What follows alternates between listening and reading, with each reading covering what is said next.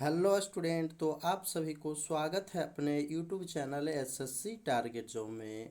अगर आप लोग आरआरबी ग्रुप डी का तैयारी कर रहे हैं तो ये क्लास आपके लिए बहुत इम्पोर्टेंट क्वेश्चन लाया गया है, जो कि प्रीवियस ईयर में पूछा गया प्रश्न है।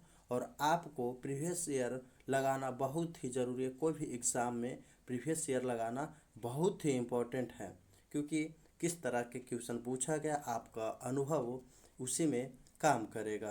तो आप सभी के लिए मोस्ट इम्पॉर्टेंट एवं सिलेक्टेड प्रीवियस इंपॉर्टेंट क्वेश्चन लेके आ चुके हैं, जो आपके एग्जामों में पूछने की भी संभावना है। तो इसे बारीकी से लगाना, और जो भी क्वेश्चन का आंसर पता हो वो कमेंट बॉक्स में बताते चलना। तो चलते हैं बिना टाइम गवाते हुए सीधे क्वेश्चन की ओर। अगर चैनल पे आप पहली बार हो तो चैनल को सब्सक्राइब कर लेना, बेल आइकन दबा लेना, क्योंकि इस तरह का मोस्ट इम्पॉर्टेंट सेलेक्टेड प्रश्न आपको जल्दी मिल सके और आप अपने एग्ज़ाम में बहुत अच्छे तरीके से रिजल्ट कर सकते हो। तो चलते हैं पहला क्वेश्चन की ओर। और पहला क्वेश्चन क्या दिया गया है देख सकते हो कि भारत का पहला परमाणु रिएक्टर कौन सा था। ये आपको बताना है कि भारत का पहला परमाणु रिएक्टर जो है वो कौन सा था। ध्रुव, कामिनी, अप्सरा या फिर चंद्रिका। तो इसका राइट आंसर क्या होगा? तो इसका राइट आंसर जो होगा वो हो जाएगा अप्सरा। क्या हो जाएगा? राइट आंसर इसका हो जाएगा अप्सरा। पहला परमाणु रिएक्टर जो था वो अप्सरा था। ऑप्शन सी आपका करेक्ट आंसर हो जाएगा। अगला प्रश्न दिया गया है। अगला प्रश्न क्या दिया गया है कि जनवरी 2025 जनवरी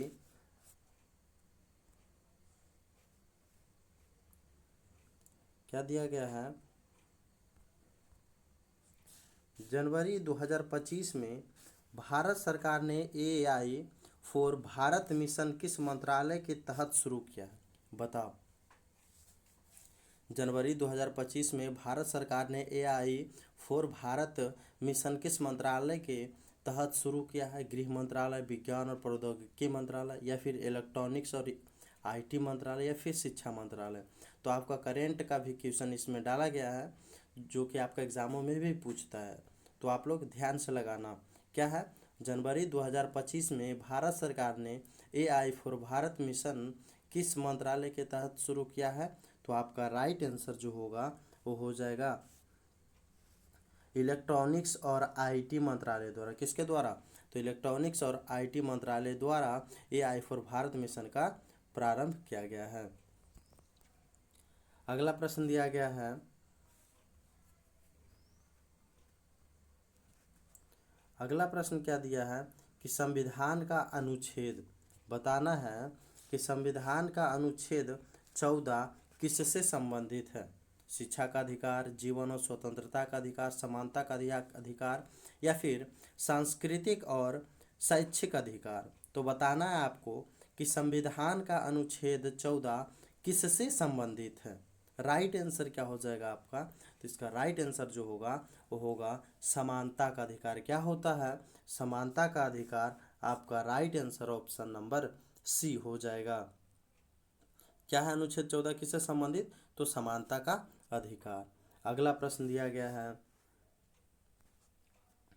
मार्च 2025 में बताना है आपको, मार्च 2025 में नए मुख्य न्यायाधीश कौन बने हैं? बताओ जल्दी। मार्च 2025 में भारत के नए मुख्य न्यायाधीश कौन बने हैं? जस्टिस बीवी Nagarathna, justice Sanjeev Khanna, justice Suryakant, justice Aniruddha Bose. तो आपको जल्दी बताना इसका राइट आंसर क्या हो जाएगा कि 2025 में नए मुख्य न्यायाधीश कौन बने हैं। तो आपका राइट आंसर हो जाएगा, क्या हो जाएगा right answer? Justice Sanjeev Khanna. कौन बने हैं? तो जस्टिस संजीव खन्ना बने हैं। आपका right answer option number B हो जाएगा। क्या हो जाएगा? Option number B. अगला प्रश्न दिया गया है। कोशिका का शक्ति गृह क्या पूछा है?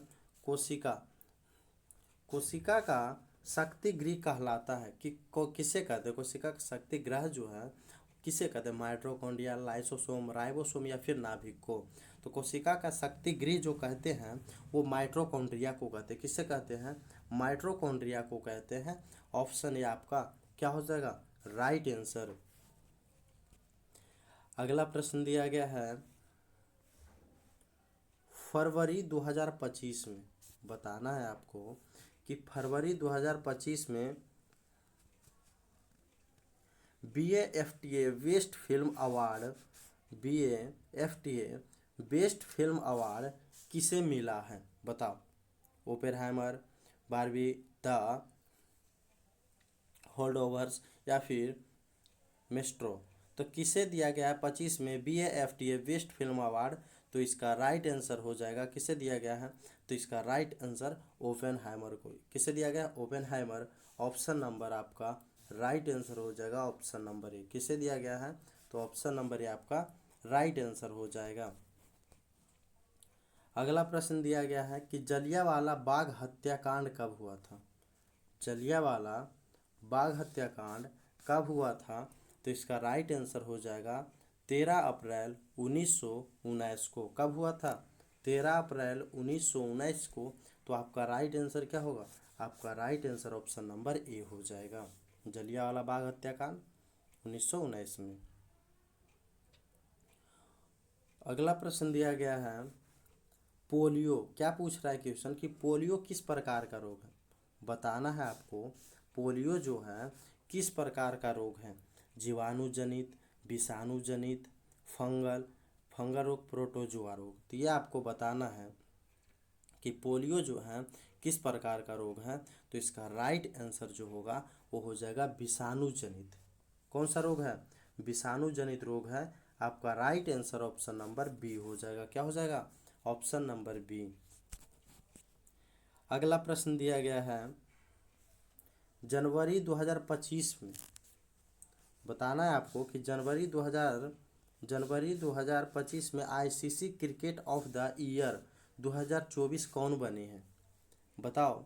जनवरी 2025 में ICC cricket for the year 2024 कौन बने हैं? विराट कोहली, शुभमन गिल, रोहित शर्मा या फिर हार्दिक पांड्या। तो कौन बने हैं ICC cricket of the year 2024? तो इसका राइट आंसर जो हो जाएगा वो हो जाएगा शुभमन गिल। कौन बने हैं? शुभमन गिल। ऑप्शन नंबर आपका बी राइट आंसर हो जाएगा। अगला प्रश्न दिया गया है, हरित क्रांति। आपको बताना है कि हरित क्रांति किस क्षेत्र से संबंधित है? हरित क्रांति जो है वो किस क्षेत्र से संबंधित है? मत्स्य पालन, पशुपालन, कृषि उत्पादन या फिर औद्योगिकरण से।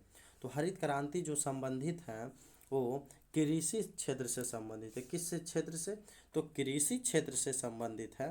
तो राइट आंसर क्या हो जाएगा आपका? राइट आंसर आपका ऑप्शन नंबर सी हो जाएगा, कृषि क्षेत्र। अगला प्रश्न दिया गया है कि लीवर को कौन सी ग्रंथि कहा जाता है? बताओ। लीवर को आपको बताना है कि लीवर को कौन सी ग्रंथि कहा जाता है? सबसे छोटी, सबसे बड़ी, सबसे धीमी या फिर सबसे सक्रिय ग्रंथि। तो लीवर को कौन सी ग्रंथि कहा जाता है? तो राइट आंसर इसका हो जाएगा सबसे बड़ी ग्रंथि कहा जाता है। क्या कहा जाता है? सबसे बड़ी ग्रंथि। ऑप्शन नंबर आपका बी राइट आंसर हो जाएगा। क्या हो जाएगा आपका? Option number B. अगला प्रश्न दिया गया है, क्या दिया गया है कि सत्यमेव जयते। आपको बताना है कि सत्यमेव जयते किस उपनिषद से लिया गया है? बताओ। सत्यमेव जयते जो है वो किस उपनिषद से लिया गया है? कठ उपनिषद, मुंडक उपनिषद या फिर ईशा उपनिषद या फिर छंदोग्य उपनिषद से। तो किस उपनिषद से लिया गया है? तो आपका राइट आंसर जो हो जाएगा वो मुंडक उपनिषद से होगा। ऑप्शन नंबर आपका बी। क्या हो जाएगा? ऑप्शन नंबर बी आपका राइट आंसर।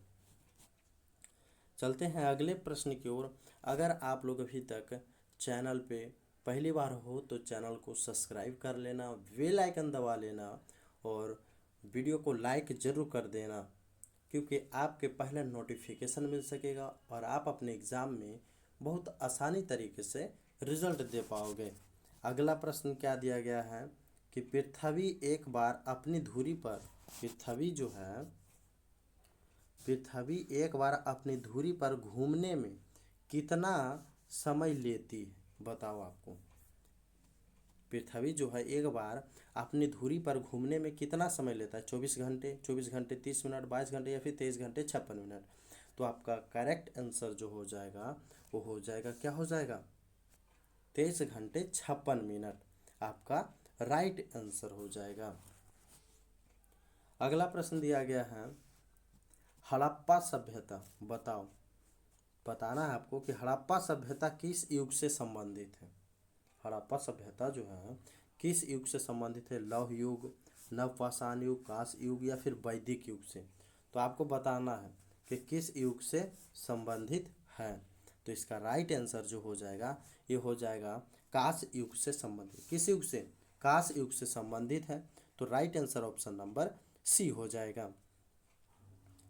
अगला प्रश्न दिया गया है, क्या दिया गया है? अगला प्रश्न देख सकते हो कि मार्च 2025 में, क्या करेंट है, मार्च 2025 में भारत सरकार द्वारा कौन सा राज्य सेमीकंडक्टर हब घोषित किया गया? बताओ, मार्च 2025 में भारत सरकार द्वारा कौन सा राज्य सेमीकंडक्टर हब घोषित किया गया है?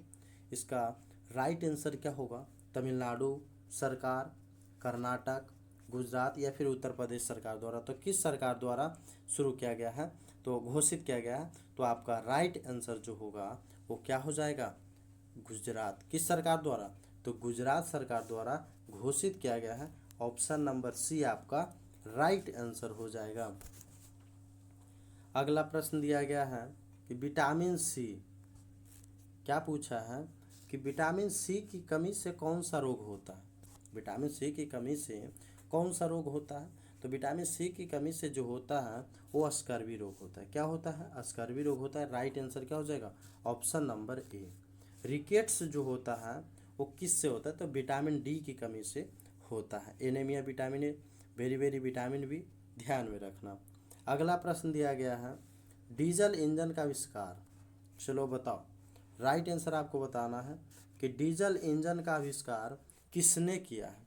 Rudolf Diesel, James Watt, Michael Faraday या फिर न्यूटन ने। तो आपका बताना होगा राइट आंसर कि डीजल इंजन का आविष्कार किसने किया था? जेम्स वाट, माइकल फैराडे या फिर न्यूटन। तो इसका करेक्ट आंसर हो जाएगा रूडोल्फ डीजल ने। कौन क्या था? रूडोल्फ डीजल ने शुरू आविष्कार किया था। तो ऑप्शन ए आपका करेक्ट आंसर हो जाएगा। अगला प्रश्न दिया गया है, भारत भारत भारतीय संसद के दो सदन कौन से? बताओ, भारतीय संसद के दो सदन कौन से हैं? लोकसभा, राज्यसभा, विधानसभा और विधान परिषद, पंचायत और नगर पालिका, विधानसभा और राष्ट्रपति। ये आपको बताना है कि भारतीय संसद के दो सदन कौन से हैं। तो भारतीय संसद के दो सदन जो है वो लोकसभा और राज्यसभा है। क्या है? लोकसभा और राज्यसभा, जो आपका ऑप्शन नंबर ए में दिया गया है। राइट आंसर आपका ऑप्शन नंबर ए हो जाएगा। अगला प्रश्न दिया गया है, अगला प्रश्न क्या दिया गया आपको कि कंचनजंगा पर्वत भारत की सीमा पर कहाँ स्थित है? बताओ, कंचनजंगा पर्वत भारत की सीमा पर कहाँ स्थित है? सिक्किम, उत्तराखंड, हिमाचल या फिर अरुणाचल प्रदेश में। तो यह आपको बताना है। तो इसका राइट आंसर जो हो जाएगा वो हो जाएगा सिक्किम में। कहाँ है? तो सिक्किम में स्थित है। ऑप्शन नंबर ये आपका करेक्ट आंसर हो जाएगा। अगला प्रश्न दिया गया है, मनुष्य के शरीर में सबसे छोटी हड्डी कौन सी होती है? चलो बताओ, मनुष्य के शरीर में सबसे छोटी हड्डी कौन सी होती है? और सबसे बड़ी भी बता देना। तो सबसे छोटी जो हड्डी होता है वो स्टेपिज का हड्डी होता है। किसे? स्टेपिज, जो स्टेप्स भी बोलते हैं। क्या बोलते हैं? स्टेप्स भी बोलते हैं, लेकिन स्टेपिज लिखा रहता है अधिकांश। तो ध्यान में रखना क्या होगा, सबसे छोटी जो है स्टेपिज। और सबसे बड़ी हड्डी आपको बताना है कमेंट बॉक्स में ज़रूर। क्या बताना है कि मनुष्य के शरीर में सबसे बड़ी हड्डी जो है वो कौन सा हड्डी है? तो ये आपको बताना है कमेंट बॉक्स में आपको। अगला प्रश्न दिया गया है, भारत का सबसे लंबा बांध, चलो बताओ, भारत का सबसे लंबा बांध कौन सा बांध है? हीराकुंड बांध, भाखड़ा नांगल बांध, टिहरी बांध या फिर नागा अर्जुन सागर? तो आपको बताना है राइट आंसर इसका क्या होगा, सबसे लंबा बांध भारत का। तो राइट आंसर हो जाएगा हीराकुंड बांध। कौन सा बांध है? तो हीराकुंड बांध जो है वो भारत का सबसे लंबा बांध है। अगला प्रश्न दिया गया है, चंद्रयान 3, करेंट का क्वेश्चन है, चंद्रयान 3 की सफलता के बाद इसरो ने 2025 की शुरुआत में कौन सा मिशन घोषित किया? बताओ, जल्दी बताना है आपको राइट आंसर कि चंद्रयान 3 की सफलता के बाद इसरो ने 2025 की शुरुआत में कौन सा मिशन घोषित किया था? तो ये घोषित किया था शुक्रियान 1। कौन घोषित किया था? तो शुक्रियान 1 घोषित किया था। आपका right answer option number C हो जाएगा। अगला प्रश्न दिया गया है, भारतीय रिजर्व बैंक की स्थापना कब हुई थी? बताना है आपको कि भारतीय रिजर्व बैंक की स्थापना जो है वो कब हुई थी। तो यह स्थापना जो हुई थी ये 1935 में। कब हुआ था? तो भारतीय रिजर्व बैंक की स्थापना 1935 में हुआ था। आपका correct answer option number A हो जाएगा। अगला प्रश्न दिया गया है कि भारत की पहली महिला राष्ट्रपति, बताना है आपको कि भारत की पहली महिला राष्ट्रपति कौन थी? इंदिरा गांधी, कौन थी? इंदिरा गांधी, प्रतिभा पाटिल, सोनिया गांधी या फिर सरोजनी नायडू? तो बताना है आपको राइट आंसर क्या होगा, क्या हो जाएगा राइट आंसर भारत की पहली महिला राष्ट्रपति? तो इसका करेक्ट आंसर होगा Pratibha Singh Patil. Option number B आपका करेक्ट आंसर हो जाएगा। क्या होगा? Pratibha Singh Patil, option B.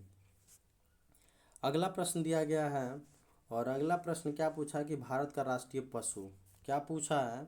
भारत का राष्ट्रीय पशु और ये तो हर एक बच्चा को मालूम होता है, और ये आपको कमेंट बॉक्स में कमेंट करना है। क्या करना है? कमेंट बॉक्स में कमेंट करना है इसका राइट आंसर क्या हो जाएगा। तो आज यहीं तक मोस्ट इंपॉर्टेंट एवं सेलेक्टेड वीडियो रखते हैं। आपको क्लास कैसा लगा ये कमेंट बॉक्स में ज़रूर बता देना, और वीडियो अच्छा लगा हो तो वीडियो को लाइक कर देना।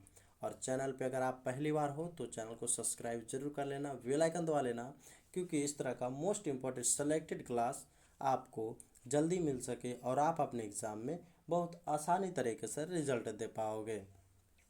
मिलेंगे नेक्स्ट वीडियो में, जब तक के लिए जय हिंद।